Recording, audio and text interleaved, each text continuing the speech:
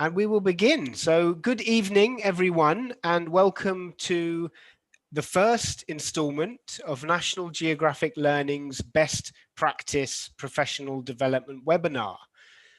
So this is a new webinar we've started for best practice. You'll notice here on the screen, I have a grey box with a blue arrow next to it. So please, can you change your chat settings by clicking on that drop-down menu where it says to and select all panelists and attendees. And then that way, when you type into the chat box, everybody will be able to see your comments. Okay. So we are very proud to be inviting guest speakers who are experts in their fields to share best practice for English language teaching with you, our audience. I encourage you to take part in the session today, okay, using the chat box, because Michelle is going to be asking you questions, okay, she's going to be getting you to take part, to participate. So yeah, please use the chat box for that.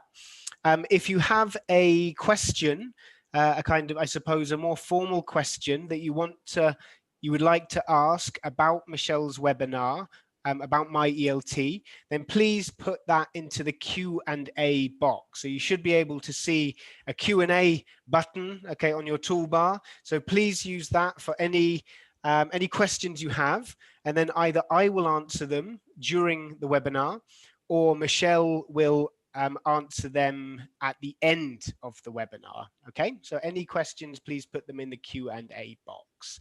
For general chat, okay, or just reacting to what Michelle says, you can use the chat box.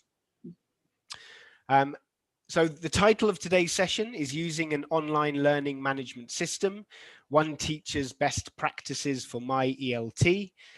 So I should explain a little bit about what we mean by a learning management system.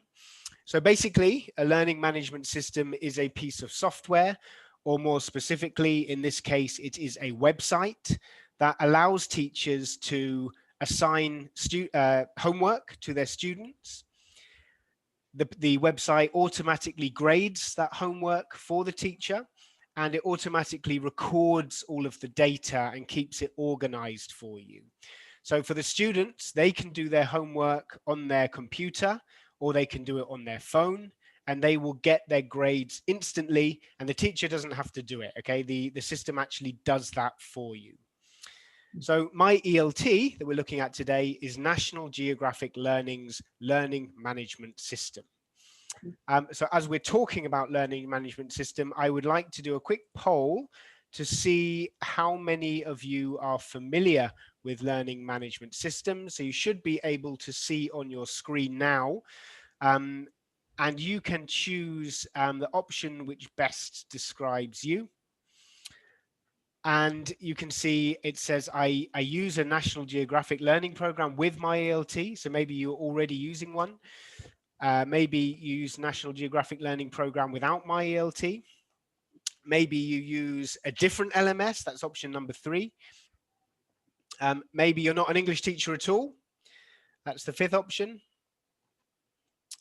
And maybe you make your own materials and you don't use a course book at all. So yeah, just choose the option which is best suited for you. And I'll give you a few more seconds to answer. Okay, so at the moment, about 60% of you have voted. So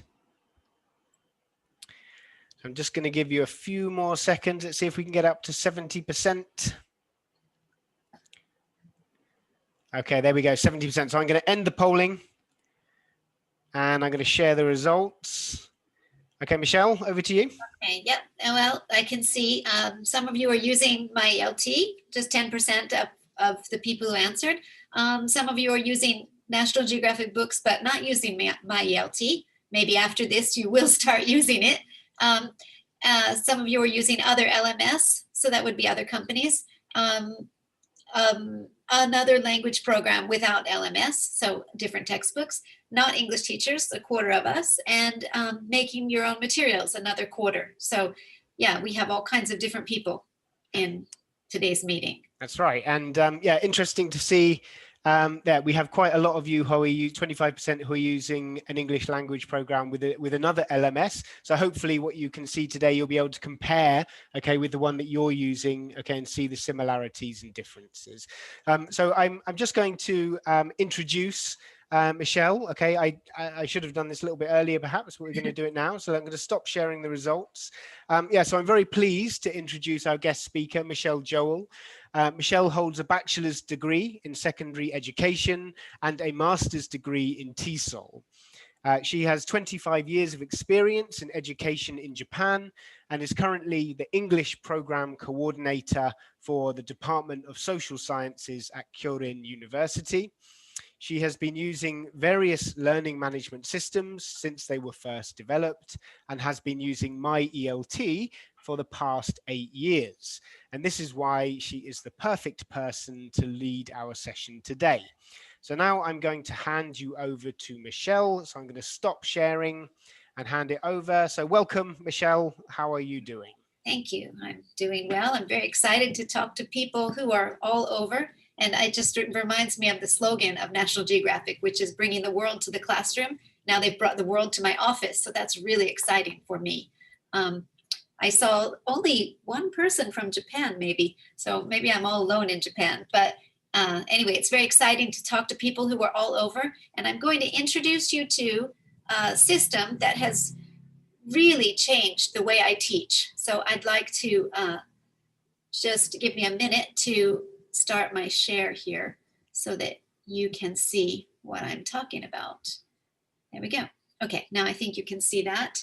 And this is the MyELT system has been really just amazing for me. I've always loved my job. I enjoy it a lot, and I think teachers love their job. So before we get started, I'd just like to ask you a question.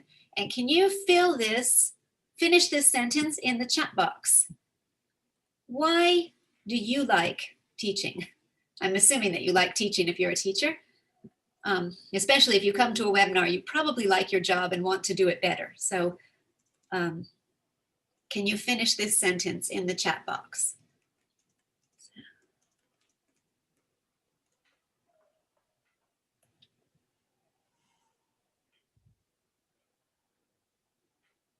Okay, we have a couple of different answers. It's fulfilling, it's dynamic, you love teaching, it's you like to be with your students. Well, the answers are going so quickly, it's hard for me to read them. It's creative, connecting with people. Okay, now one thing I'm noticing is nobody wrote this answer. I love teaching because I have a lot of free time. The reason nobody wrote this is it's simply not true. It's kind of a joke there. Teachers don't have a lot of free time. Every teacher I know who's a good teacher is strapped for time. We have so many things to do. So I thought about this. What is it that we spend all of our time doing? So we have, this is a typical North American school. My school doesn't look like this. Maybe your school doesn't look like this. But one thing that all of our schools have is this. We have time constraining our work and what we do. So before I get into this, I'd like to, Will, can you share the next poll about how you use your time? What do we actually do with all of our working time? We don't have free time, so what are we doing? So, okay, I'll read out the questions for you. Just click the answers. I know it's difficult because every week is different, every lesson is different, but just in general, how much time do you spend each week on lesson preparation? So 1 to 5 hours, 6 to 10 hours, 11 to 15 hours, over 15 hours per week. I know it changes week by week, but just in general, how much time do you spend on lesson preparation? Okay, the next question is, how much time do you spend each week on grading homework and assignments? Okay, this is maybe a more tricky question. Again, I understand it depends on the lesson, but we have 3 choices, 1 to 5 hours per week, 6 to 10 hours, 11 to 15 hours per week. Oh, and there's another one there. I didn't scroll down. Over 15 hours per week. So how much time in general, I know it changes week by week, but in general, how much time do you spend on grading? Okay, so we've Will got. says marking is his least favorite part of the job. That's right. Yes, takes a long time. And I find it kind of emotional. I don't want to see my students do badly. So, okay, so we have 44% of you spending 6 to 10 hours per week on lesson preparation, and 42% spending 6 to 10 hours on grading, which is quite a lot. That means that we are potentially spending 20 hours per week on outside of classroom activities that are supporting our classes, of course, but that's a lot of time. If we're also spending classroom hours, I'm sure that if you're spending 10 hours preparing for lessons, you also have lesson time to work on. So we have, a lot of people spending a lot of time doing things that are not teaching. And I don't think anybody in the chat box wrote that the thing they love about teaching is preparing lessons or grading papers. The thing we love is interacting with our students. Many people wrote that. So this is what I want to talk to you about today, and how I've used this system to kind of change how I use my time. So basically, I thought of these 3 areas: finding appropriate material, adapting and creating material, and grading. These are the areas that I spend a lot of time on, and these are the areas that I would like to reduce my time, my workload.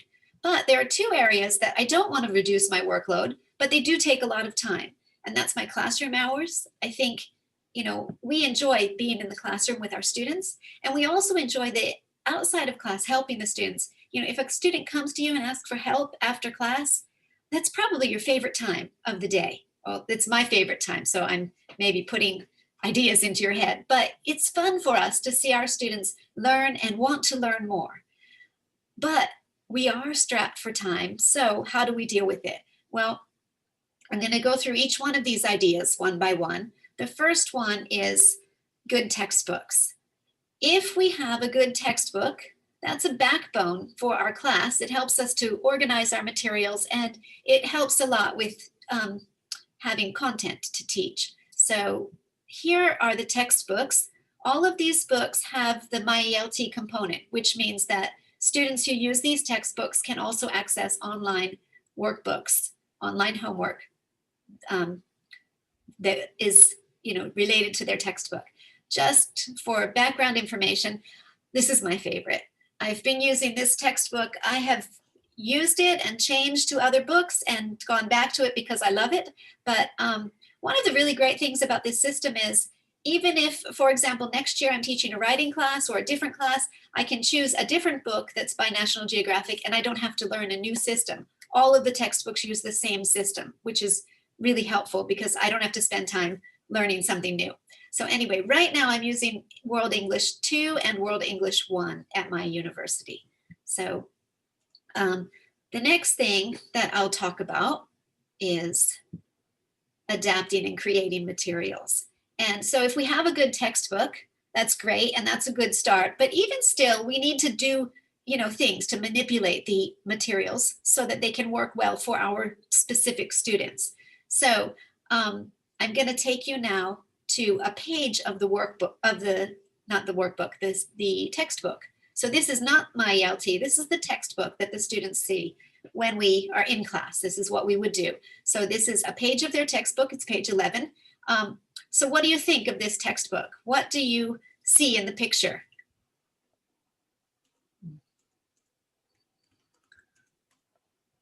Yeah, so yeah, there's a monkey. I think he's a baboon, but when you look at this spread, this is a 2-page spread of the textbook. When you look at this spread, my big question is, does it make you want to read it?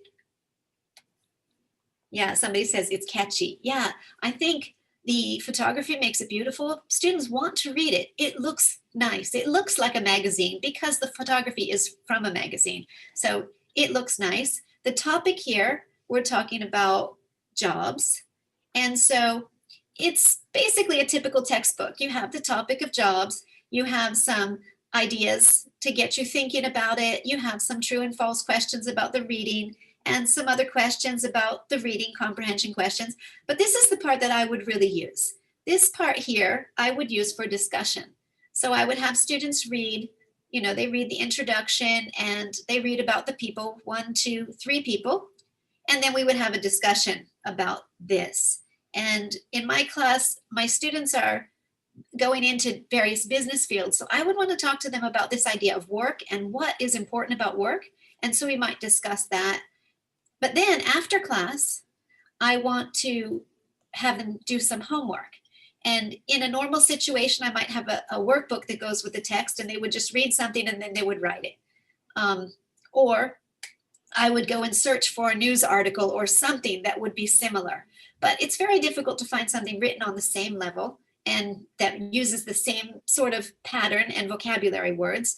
And so it's difficult to find just the right material to go with this activity. So what I've found is either I spend a lot of time making my own or I find a textbook that already does it for me. So now I'm going to change my share and I'm going to bring you into the MyELT system so that you can see how everything fits together. Before I do that, I just want you to note right here, it says D. This is Unit 1D, and that will be important for me when I'm assigning homework because I need to remember this is part D. So just give me a minute to take you to my where is it here? Oh, hold on. Sorry, I'm taking a little bit longer than I should, but I will get to it. My MyELT website, which is right here, and it should come up now. Okay, I think everybody can see that. Okay, so this is what I see when I go into MyELT. And I see this is my class right here, speaking focus class. And as you can see, it's supposed to be a speaking focus class, not a reading class. So I want to give my students listening homework and speaking homework. So that's what we're going to look at right now. So I go to Assign Activities, and I click on that. And then I choose my book. If you use this, you won't have all these choices, but I just have a lot because I've used many textbooks in the past. So here we go. I go to Level 1 and Unit 1, which is what this is from. And then as I said, that D was important because this goes with the textbook. So D is what I want to look at. I open that up and I go to, okay, there are 4 reading activities here. So now, before I assign the activity, I want to preview it. So I'll look at this, and this is a reading very similar to the one you just saw in the textbook in style. It has an introduction and 3 people, and it has some vocabulary help for the students. But this activity is actually a listening activity. Students can look at the book, look at the words, and they can listen. So we're going to listen and see what you think of this. No boring jobs. A good job is not always easy. Many people are happy with a job that is difficult but interesting. What? They like difficult jobs? I want to listen to that again. So I just want to point out, students can go back and listen so that they can check intonation, they can check pronunciation. Okay. But interesting. Read about 3 people like this. Lara Citrakian is a journalist. She is from the United States, but travels to different parts of the world for her job. Sometimes she is in places that are dangerous. Her job is difficult because she travels a lot. Her job is interesting because she meets many people from around the world. She talks with them about their lives, sometimes in their own language. She speaks 5 languages. Again, my students might want to check that intonation, and they'd go back and listen again. Speaks 5 languages. They are English, Arabic, Armenian, French, and Spanish. Misty Copeland is a dancer from the United States. She is a principal dancer with the American Ballet Theater in New York City. Principal dancers are the best dancers, male or female, in the company. Principal dancers earn a good salary. It is a difficult job. Misty practices for long hours and performs in many shows. She also travels to perform in other cities in the U.S. and other countries. Jose Andres is a chef. He is from Spain but lives in the United States. He cooks Spanish food in good restaurants. He is also a volunteer. His organization is World Central Kitchen. He works with other chefs to give food to people in need all around the world. Sometimes they help when there is a natural disaster, like in Puerto Rico and Haiti. In other countries, like Nicaragua and Cambodia, World Central Kitchen trains people to be chefs. Okay, so the students can listen, they can listen again, they can go back and forth and check pronunciation and things like that. Now, let me go through. Now, this is how I would assign it. Okay, I like that one, I'll assign it, so I check it, but there's no questions in that one. I don't know if you noticed that. Now, I'd like to give the students some questions, so I'm going to look at reading too. Now, again, they can see the reading, but this time they can't listen to it. So if they want to listen again, they have to go back to the other one. But now they have questions to see if they comprehended it. And so they can do it from memory if they want, or they can go back and check the reading. So Will, why don't we try that? Let me give you the mouse. Okay, go ahead and see if you can do it. Let's do it. Okay, right, yeah. So I'm now controlling Michelle's computer. So this is actually, if you're teaching online, this is a nice activity you can do. You can hand control over to one of your students if you trust them to do the exercise. Sometimes my students go and open up wrong stuff. Okay, so let's have a look. So we've got here a question. Lara Satrakian speaks English and Italian. So as a few of you pointed out, it was slow, but if it's slow, it gives you time to digest. So let's see how many of you actually heard or remember the answer. So she speaks English and Italian. Is that true, false, or not given? You can type your answer into the chat box. Apple Jean is saying it's false. So I think let's go for false. Apple Jean gets, I think she gets 1 point. That was first. Okay, let's have a look at number 2. Lara sometimes works with photographers. Question 2. So what do we think? Is that true or false? She sometimes works with photographers. Let's see. She talks with them sometimes. Okay, there we go. All right, so most of you are putting false. A couple of you are putting not given. It says she's a journalist, but I don't see any mention of photographers here. So, okay, some of you are putting not given. Let's try that one.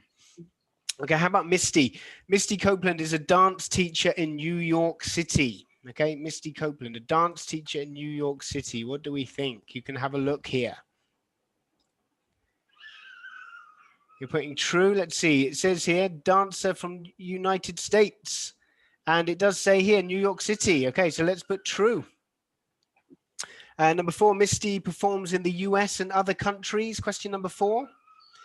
She performs in other countries. Here we go. And it says here, she also travels to perform in other cities in the US and other countries. So we're going to put true. Okay, let's talk about Jose. So Jose Andres is Spanish. What do we think? Number 5. It says here he's a chef and it says he's from Spain. So we think that must be true. And the last one, World Central Kitchen is a restaurant. Number 6, it's a restaurant. It sounds like a restaurant, doesn't it? Okay, but is it actually a restaurant? I can see some of you are putting here it's false. And it says here, he's a volunteer. Okay, there we go. Let's see. So let's put not given. Okay, sorry, false. There we go, false. Okay, so let's have a look. Now we've done the answers. So Michelle, I'm going to hit submit. Yes. So once you hit submit, then instantly the answers are uploaded onto the website, and then I can see them when I go into my gradebook. So we have Misty Copeland. Unfortunately, she's not a dance teacher. She is a dancer. So that would be false. So students can see what they've done. And students can instantly decide, do they want to try it again or not? My students always get 3 chances because I'm a softie maybe, but I like for them to try again. I want them to go back and do it again.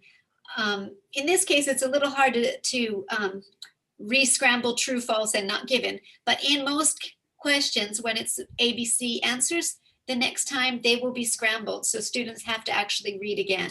So anyway, I think that's a good activity. I do also want to point out, some people were saying in this one about she works with photographers. Some people wrote in the chat box probably, and that's a place where I would use that as a discussion. Because yes, if she's a journalist, probably she does work with photographers. So it would be, you know, these kinds of readings lead to all kinds of discussions that I don't even think of, you know, before the class. But because of students' answers, if my student said probably, we might talk about that. What exactly does a journalist do? So just the content is really rich. That's one thing I really enjoy about it. So, okay, so I like that one. There are also a couple of other ones that, different things. So if I want to check main ideas and things like that, but we'll just stop there for a minute. Now, as I said, and you saw right here, my class is a speaking class. So I want to give some speaking activities, and let's try this one. I'm going to check it out and see what it's like. And so here the students can check their microphones to see if it's working. We'll skip that part. But what the students have to do in this activity, it's quite simple. It's, you know, getting to know a person. They read this, that's person A, and person B would answer, and they have to choose the best answer. But in this case, they don't just click A, B, or C. They have to actually speak the answer. So Will, I think you still have my mouse. I do. I still have control. Okay, so I'm going to have a go at this. So remember, this is a speaking class. We want to assign some speaking homework. So I'm going to do the activity now. So first I can listen to the statement. Nice to meet you. And then I can listen to the responses. So remember, this is fairly low level. So this is level 1. Okay, so this is kind of a low pre-intermediate level. I'm from Mexico. Nice to meet you too. Is it exciting? Okay, so now my task is to choose the right answer. So I think it's this one here. So I'm going to listen one more time. Nice to meet you too. And now I'm going to record myself saying it. Nice to meet you too. Okay, let's listen. Nice to meet you too. So there we go. That's my recording. And now I've done the recording. If I'm not happy with it, I can record it again if I want. Okay, but I'm quite happy with that. Let's listen to the original. Nice to meet you too. Sounds good. Nice to meet you too. Okay, there we go. So pretty good. I'm happy with my intonation. I'm going to check it. And it's telling me that I have got the right answer. So it's gone green. I've got a tick there. So it's happy with my answer, which means that the voice recognition software has understood what I said and it's given me a tick. So let's try one more. Where are you from? I'm not from Japan. I'm from Australia. I'm a student here. Okay, so I've got my 3 choices. Now it says, where are you from? And I've got 2 answers here, both with from. So I'm going to use one of those. I'm going to go with this one. I'm not from Japan. I'm not from Japan. Okay, let's listen. I'm not from Japan. Okay, so I'm happy with my pronunciation. So I'm going to check. Oh, it did recognize you. So you did have good pronunciation, but the answer wasn't exactly correct. So yeah. So I got the answer wrong, right? Yeah. Yeah, I don't know what am I from Japan? I feel like I'm from Japan, but maybe I'm not. I don't know. Anyway, this is really good for students because as you can see, they can go back and do it as many times as they want. And to me, that's the key. When I give homework, the purpose is not to be a test, but to let them practice. And this MyELT platform allows the students to practice as many times as they need, which we'll talk about a little bit more as we go through. So I would close that up and then I can assign it because I liked it. And then the way to actually give it to the students, they don't quite have it yet. I continue. It's telling me here I need to make a name for my assignments. So I will call it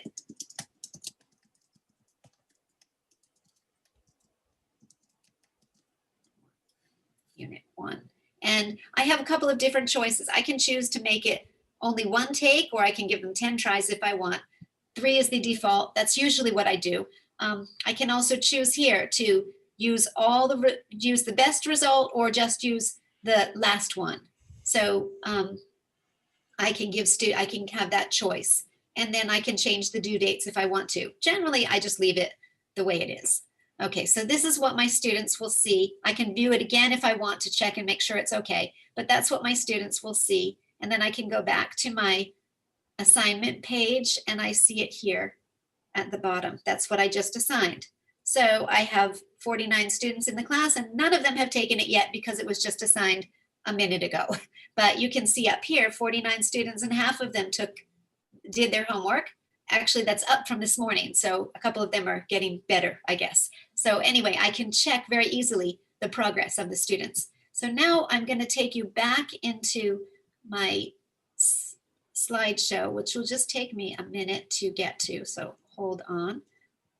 And sorry about that. Okay, I think you can see the monkey again. So we have this as a regular textbook reading activity, but we also have other times that we adapt materials. And so I would like to talk about that. And that is about classroom teaching time.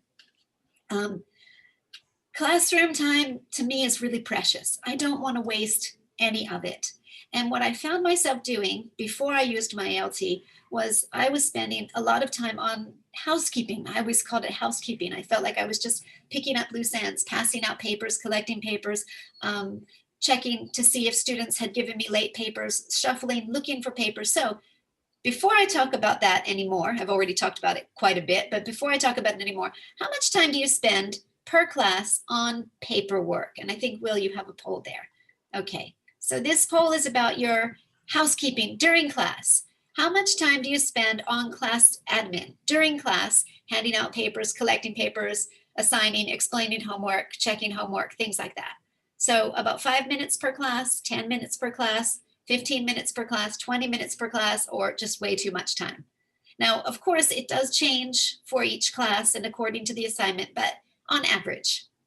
Okay, the second question in this poll is problems that you have with paper-based homework. And this one you can check as many as you want. You can check all of them if you want.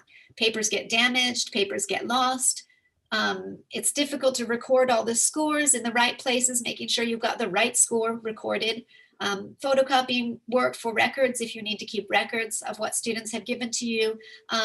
Keeping copies of handouts for students who were late or absent, or just making photocopies in general. It's a lot of paper. Students cheat, late papers, students forget their papers, they want to give it to you next week, things like that, or other problems. So how many do we have there answering that poll? Yeah, we've got almost half have voted. So I'll just give you a few more seconds. Yeah, so I can tell my story about my lost paper. While you guys are writing this, I can tell you I had an experience once. I lost a student's paper. I remember very clearly he handed it to me. And I remember taking the paper. I remember because it was a very small piece of paper. And I was thought, why does he write on this small paper? I'm going to lose it. And then I lost it. It was terrible. I couldn't find his paper. I knew he gave it to me, but it was gone. And I searched. I spent a lot of time searching. But in that case, it was a very good student. He had given me all his papers. All of his scores were high. So I could easily just say to him, well, I'll just figure your grade without the paper. But I always thought in the back of my mind, what if this had been a lower level student who didn't do a lot of homework and had spent a lot of time on that one paper, and then I lost it? So to me, losing papers, I don't do it a lot, but it's kind of a fear that I have. So anyway, maybe I'm just a little crazy, but so people are spending about a third of us spend 10 minutes per class, 15 minutes per class. Some of us spend way too much time. Actually, 5 minutes per class is only 13%. Everybody else is more than 5 minutes. And yeah, that's the way I was before MyELT. Problems, recording scores. Yes, that's a big problem. I'm often worried that I'll record a score incorrectly. And And then there's no one who could check me on that because nobody would see. Students cheating. Yeah, sometimes my students cheat. I don't like to admit it, but I know it's true. Late papers. Yeah, I always had a lot of problems with what do I do with late papers? When I would go to grade them, I would be thinking, what was this paper? I don't even know what I'm looking for when I grade it. So anyway, yeah, we have paper-based homework. It has a lot of problems. It's a necessity maybe, but it has a lot of problems. So now I would like to, we'll talk about the paper-based things, classroom time. We lose time in the classroom passing out papers, collecting papers, but there's another place where we lose time, and that is with videos. Now, I don't want to say videos are bad, but what do you guys think about using videos? Do you think that they are useful? Do you think that they're a waste of time? What kinds of ideas do you have about videos in the classroom? So you can write in the chat box.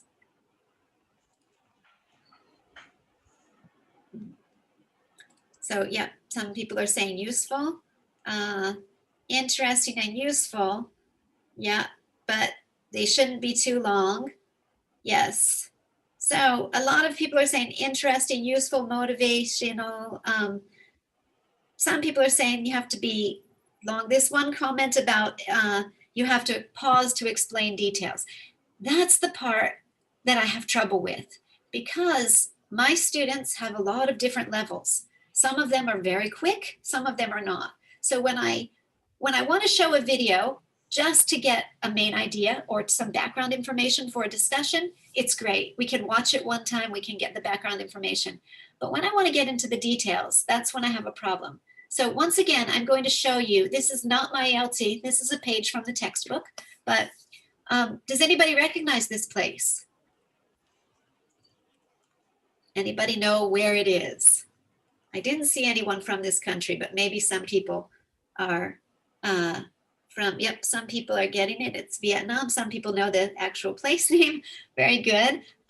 So if I were to use this video in class, I would do some of this background activity. This is what they'd see in the textbook. So it's talking about vacations, what's important about a vacation, and then what do they talk about in the video? It's just basically recognizing the words. Here are some questions about the video. And then here, basically, what do you see in the video? So you're not getting into the language of the video too much. You're just getting into the main idea of the video. Now, for my students, because we are going into studying business and social science, after watching this video, I would probably talk to them about the idea of tourism, over-tourism, what the tourist industry does for the economy of a country, and particularly what the tourist industry does for the nature, the ecosystem of the country, which is a comment from the video. So now, in class, we might have a discussion, we would have a lot of speaking activities, but what I've found is if I try to point out the actual language features of the video, students will either fall asleep or they will start to do something else because the students who get it right away, and the students who don't get it give up because they know the other students got it right away. So the new way to do it, I'm going to take you once again to MyELT, which means I have to change shares. So just bear with me for a moment while I do that. Okay, so here again, I'm in my assignment book. Right here is assignments, and I'm going to assign an activity. And I have to go through this again. I choose my book and my level. It's level 1. And I now have the chat box in the way. Okay, so this is from Unit 6, this particular video. And I go down, and once again, I see A, B, C, D, E. That corresponds to the textbook sections, but I also see video journal, and that's what I'm working on right now. So I want to open up this video journal, and I will open up the video and see what it's like so I can preview the activity.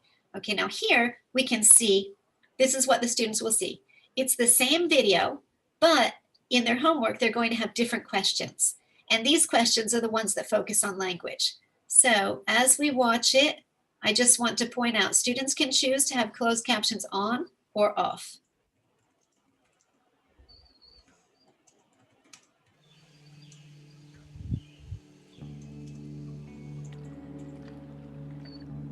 This is Halong Bay in Vietnam. There are around 1,600 islands covering an area of 580 square miles.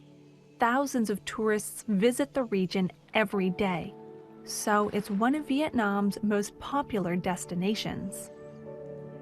The bay is off the northeast coast of Vietnam near China. Hundreds of boats sail around the islands every day, but most of the islands are uninhabited by humans. Instead, they are full of wildlife. The name Halong. Now, if I'm a student and I'm watching this, I might think, wait a minute, I didn't get that. Some of those words were difficult. I can go back to, maybe I'll go back to about here. Yeah, there's the word that I was not quite sure about. I can listen again. Boats sail around the islands every day, but most of the islands are uninhabited by humans. That was a difficult word for me. I can listen again. What was that? Inhabited by humans. Uninhabited. Sail around the islands every day, but most of the islands are uninhabited by humans. Instead, they are full of wildlife.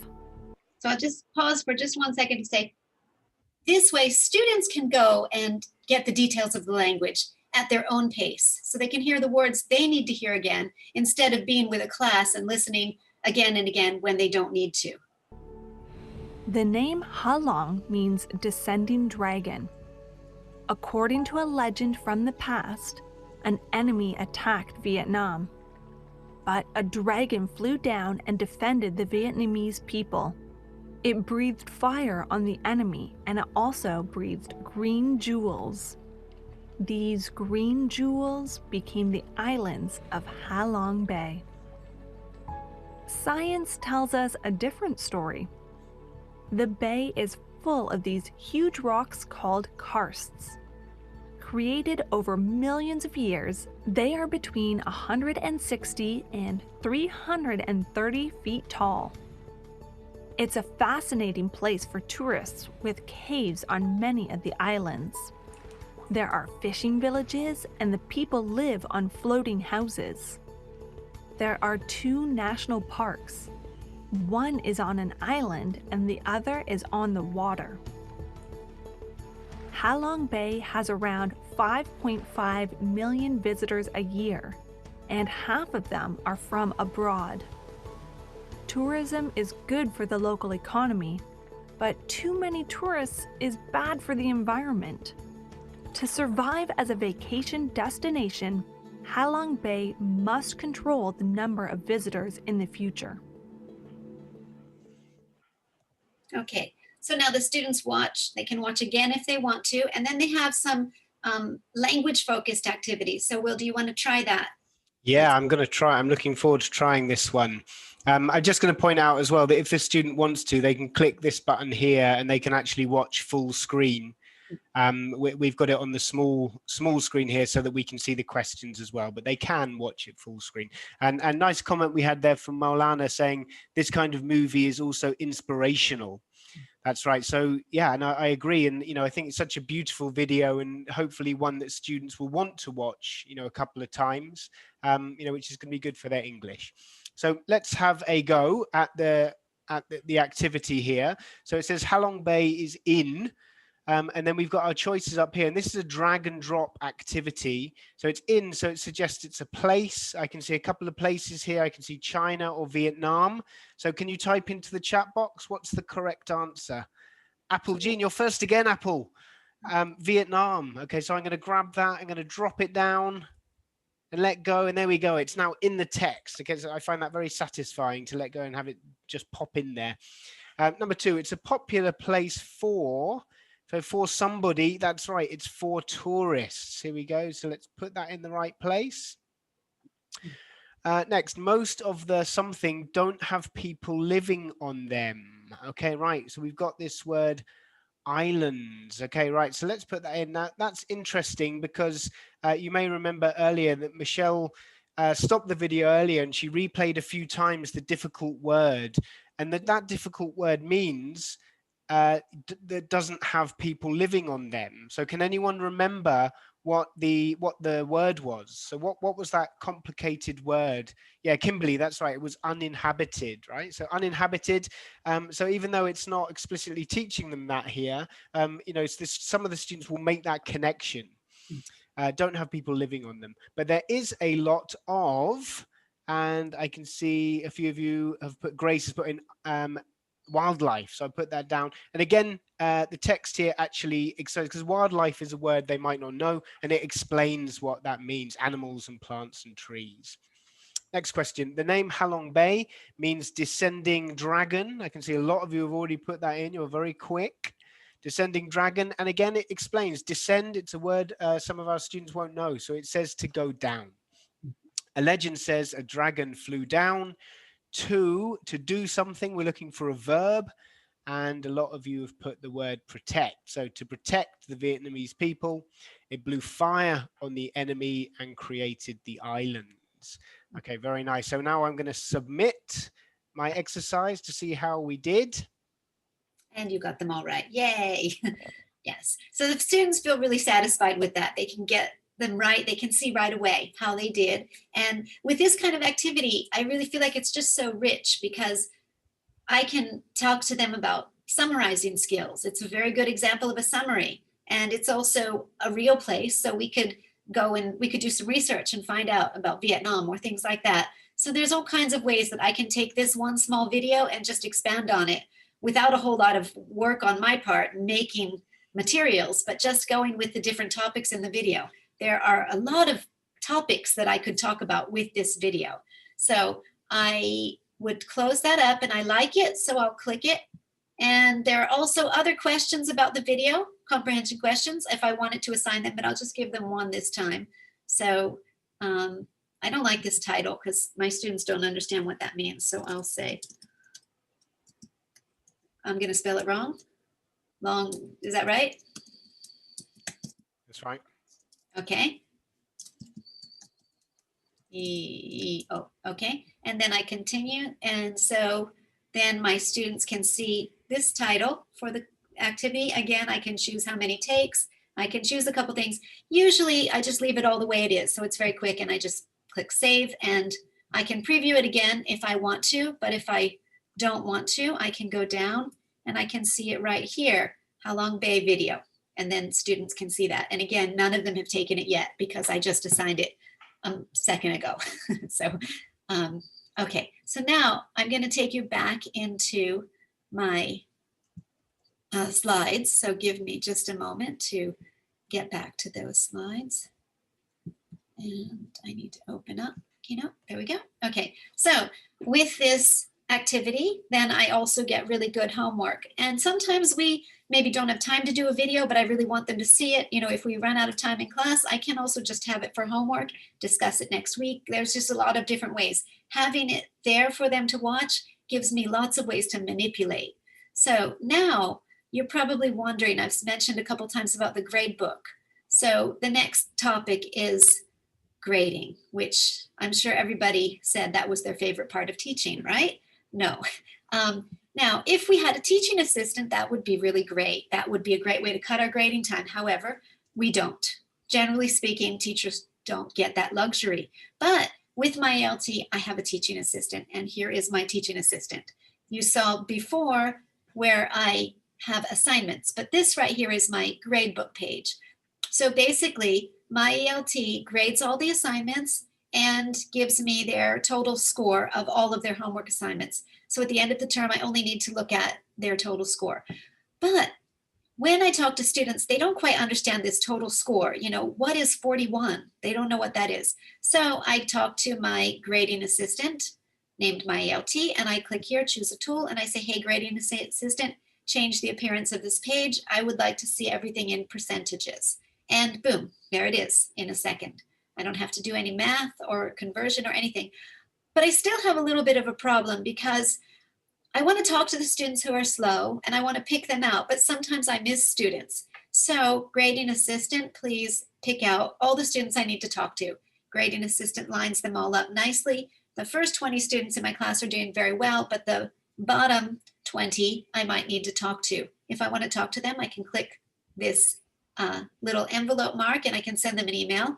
Or for this student, now I'm kind of wondering, because this is one of my higher level students, but yet she didn't do as well as I expected. So I wonder why. If I click on her name, I can see her particular grades all broken down. And this gives me a lot of information. First of all, the audio samples that Will made earlier, I can hear here if I want to listen to them. And I can check here. This is the grade that I was kind of concerned about. Why did she not get 100%? She tried it 3 times and she spent 4 minutes on it. So I would think that she could have done it. So let's see what that activity was. And here I get the information that I really need. I can see she took it 1, 2, 3 times. Her grades went up, but she didn't get 100%. And I can see why.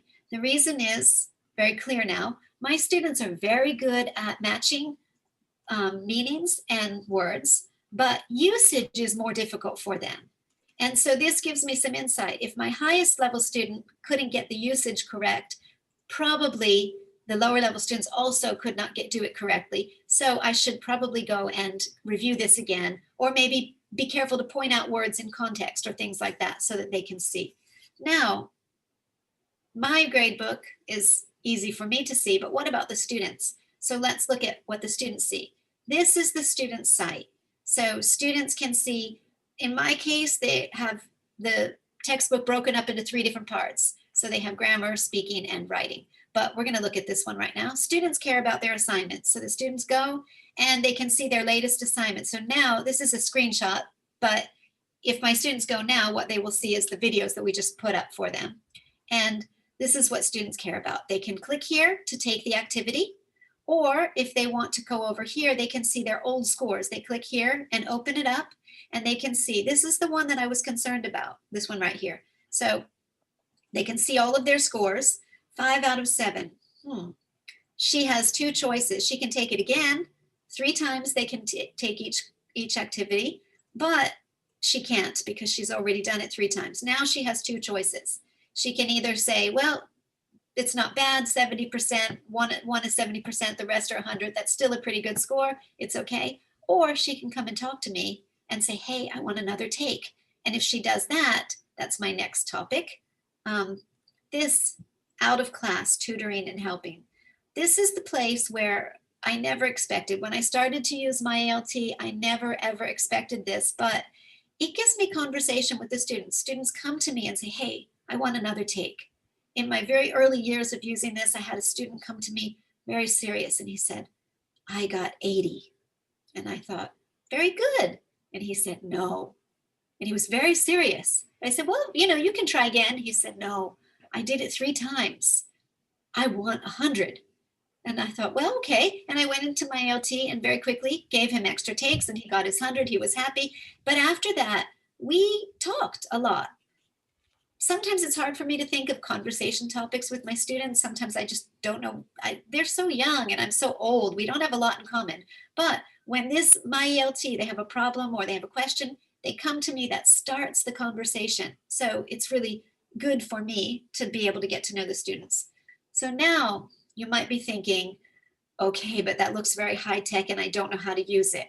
If you log into the website, even if you don't log in, if you don't have an account yet, you can see how to use it here and other tutorials. And if you do log in, there's this help button. Both of these buttons will bring you to the same page, which is right here. How can we help? If you type in any keyword, registering students' homework, whatever keyword you can think of, there are all kinds of answers to your questions, PDFs about how to do things, or step by step, which are very easy to understand, which is really, really helpful if you're unsure. If there's something you can't find, you can write to your National Geographic representative and say, I have this question, and they'll get back to you. They've always been very timely and helpful getting back to me with easy to understand answers. So that is a big thing. Now, we've gone through all of these different topics, and I'd just like to summarize a little bit. So finding appropriate material. National Geographic learning textbooks are beautiful.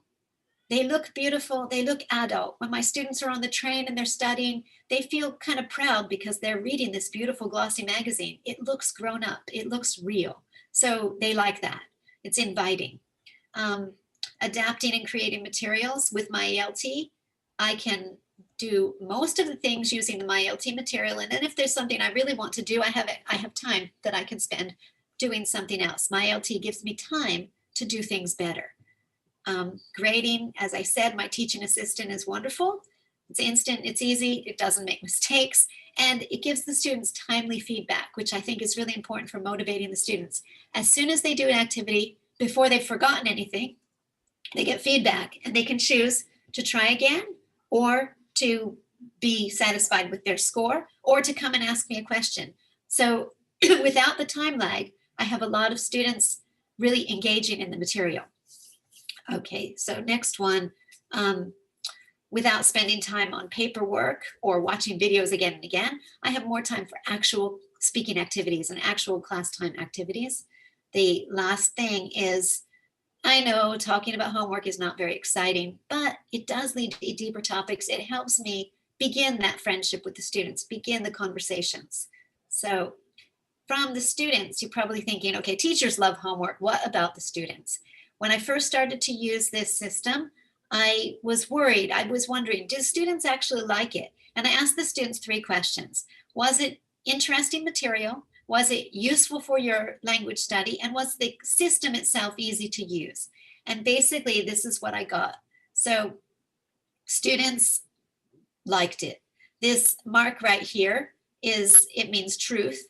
I was a little surprised when they wrote this, but it's 5 strokes, which is the same as our 5 tally marks. So anyway, I used to ask the students every term, at the end of the term, these questions, and basically I had the same results every time. So after maybe 2 years, I stopped asking them, but my students seem satisfied with it.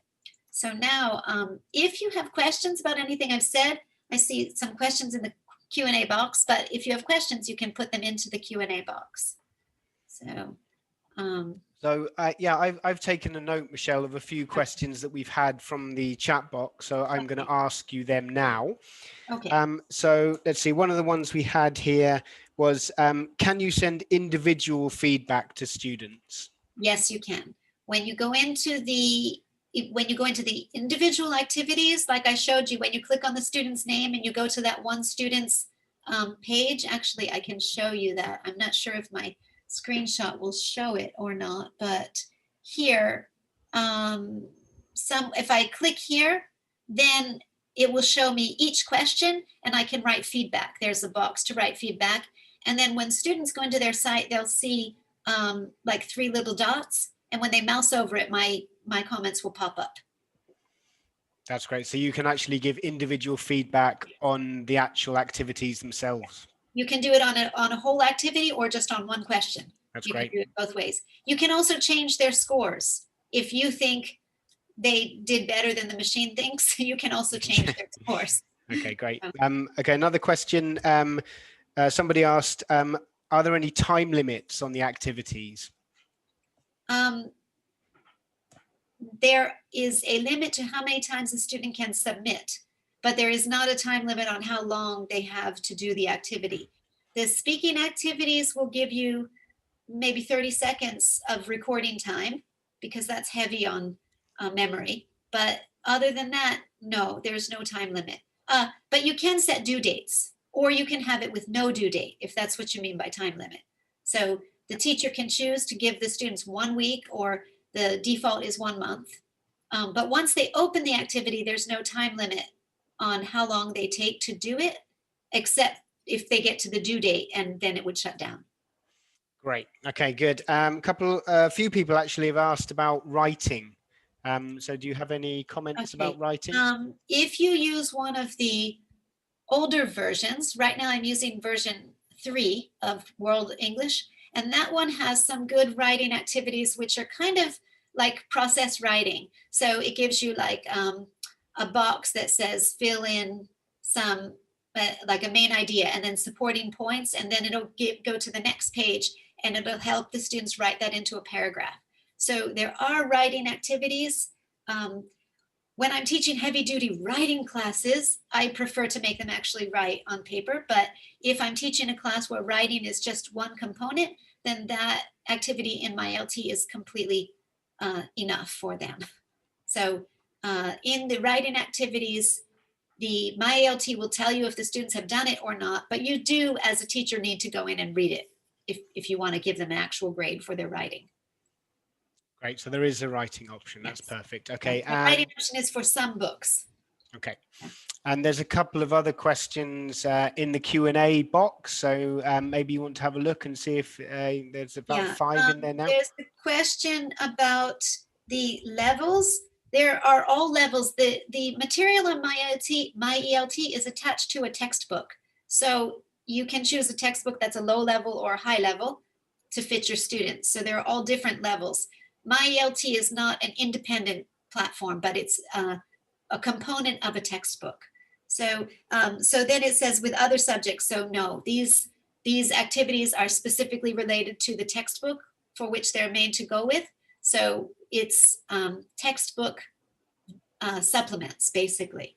The students who don't have internet connection, that could be a problem. I have had students with that in the past. My students have done it at the library, at the school. So basically it can be done anytime, anywhere. So as long as they remember their password, if they can do it on a school computer, they don't have to do it at home if they can't. My students like to do it on their phones, actually. So if your students have phones, smartphones, then that is enough to do everything except for the speaking activities. But the listening activities and all of that can be done on a phone. Can students submit group outputs? No, this would not take group answers. Another question, these are supplemental activities. Yes, basically they supplement the textbook, whichever textbook you choose. Students can access the material that goes with their textbook because the textbooks have a code. And generally the code is good for 1 year. So 1 year from the time they register, they can use the materials. And no, there is no offline version. When they use this, they don't have to download, they don't have to stick to one computer. My students will go into the computer lab and use the school computer, and the next week they're on a different computer. It doesn't matter, as long as they remember their login name, login ID, and their password. So, Right. Did you see any questions that I missed? No, I think you've got just a couple that I'm going to answer. So someone's asking, Datu is asking, can we use the platform for other subjects? So the platform that Michelle's been showing us, MyELT, is specifically for National Geographic Learning English language teaching. So it can be used with almost all of our English programs, but you cannot use this system with other textbooks which are not from National Geographic Learning. So it is specifically made for our programs. Just in case some of us, I know some of you have joined late, so missed the beginning. What we're looking at, the learning management system, it is a website, and it is essentially a system that allows teachers to set homework for their students online and lets the students take that online. And it means that the teacher can monitor all of the scores. They're all recorded automatically, and everything's graded and recorded automatically. So the teacher has a lot of control over what the students are doing, and it also saves time because the teacher doesn't have to do any of that grading. So as Michelle said earlier, it's a bit like having a teaching assistant. But yeah, it's only for National Geographic Learning programs. If you are a student, when you buy a textbook, you will have the option of getting MyELT bundled with the textbook. And if you do that, if a student buys a textbook, they will have access to the content. If you are a teacher and you want to use the learning management system, you can only get that through National Geographic Learning. So basically your school will need to be using the textbook. So the school needs to adopt the system, and then we will set it up for free for your school. But it's not something that a teacher, if you want, for example, you want to teach your private lessons using this, it's not something you as an individual teacher can get. It's something we provide for institutions and schools using the program. Yeah. Yeah, if students buy the textbooks on their own with the bundle, they can use the materials, but it would be self-study, not with a teacher-led. So there are two choices, student-led or teacher-led. So that's one thing. Somebody was asking about levels for nursery. They're all different levels. I'm not exactly sure how low you would want to go. But basically, if you look through the National Geographic catalog at the different books, if you see a textbook that would fit your students, it will say on it components of the text, and then it will say if it has MyELT or not. Yeah, so, that's right. Actually, we actually have a different learning management system for our young learner programs, and soon for our very young learner programs, but we call that OLP, online practice. So it's actually it's very similar to what you saw today, but it's designed for younger learners. So it's a similar system. I just put into the chat box because quite a few of you are asking about how to find out more or how to go about contacting someone about more information about MyELT. So if you click on the link there, the one that says Rep Finder, you will be able to find the rep for your territory. And if you contact them, they will be able to send you more information about what you've seen today. I'm also going to put into the chat box now, I'm going to put the link to the MyELT website, so that if you want to, you can go on, you can explore. You can have a look at the system. There are lots of videos you can watch there explaining in more detail, okay, the different functionality. So please have a look at that. And I'm just going to now, a couple more things I'd like to share with you. So on the screen now, you can see a QR code, which will take you to our Facebook page, our online social media. I'm also going to put the link in the chat box for you. So I encourage you to go and have a look at our Facebook page. As Pang says, it's very informative. You will find lots of links to our upcoming webinars. You'll find links to our blog. You'll find lots of posts on there. While I'm mentioning the upcoming webinars, I'd like to promote the two that we've coming up next week. So these are actually paired webinars. So on the left, we've got one of the authors, one of our program. This is Carmela. She's the author of Time Zones, and she will be doing a best practice webinar based on independent thinking and global citizenship. And then following up 2 days later, Andrew Tiffany, teacher trainer for National Geographic Learning, is doing a model lesson based around a lesson from Time Zones. So this is a pair of webinars. So it would be great if you signed up for both. And I'm now going to put into the chat box, I'm going to just put the link for the sign up page for our webinar. So just give me a second. Okay, here we go. So here is the link to our webinar page. So please click on there. Okay, go in there. Sign up for the sessions, keep an eye on it, because whenever we have a new session coming up, we post it on that page. So I think really that is bringing us towards the end of our webinar. So many thanks to Michelle for giving us that very informative, very interesting demonstration. I hope that everyone here today has found that useful and interesting. And I think really, as Michelle has shown us, that this is something that can, as a teacher and a student, can really save you time, but also has many other benefits as well, as Michelle has shown us today.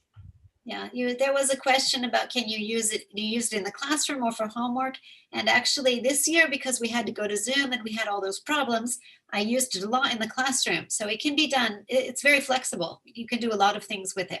So yeah, I've always enjoyed using it with the students. The students have enjoyed using it. So anyway, I just want to thank you for coming today. And I really appreciated you listening to me. And if you have questions, please check out the websites and the upcoming webinars. Thank you. Thank you very much, Michelle. Okay, so yes, we're 10 minutes over time. So I am going to stop the recording and